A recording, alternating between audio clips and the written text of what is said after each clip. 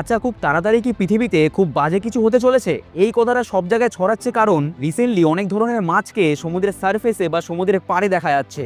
তার সবচেয়ে বড় উদাহরণ হলো এই অরফিশ, যা দেখতে তলোয়ারের মতো ধারালো সিলভার কালারের আর যা সাপের মতো চলে। এই মাছ নাকি সমুদ্রের পাড়ে যতবার দেখা গেছে ততবারই কোনো না কোনো দুর্যোগ এসছে। এছাড়াও সমুদ্রের সারফেসে অ্যাংলার ফিশ দেখা গেছে, যাকে অনেকে সি মনস্টার হিসেবেও নাম দিয়েছে। এই মাছগুলো নাকি প্রায় সমুদ্রের 3 থেকে 4,000 ফিট গভীরে থাকে। এত গভীর থেকে উঠে আসার একটাই নাকি কারণ, পৃথিবীতে কোনো দুর্যোগের সংকেত দেওয়া। এছাড়া রিসেন্টলি কেরালার এই মানুষের ভিডিওটা খুবই ভাইরাল হতে দেখা গেছে, যেখানে দেখা যাচ্ছে সমুদ্র থেকে হাজার হাজার মাছ এসে সমুদ্রের পাড়ে লাফাচ্ছে।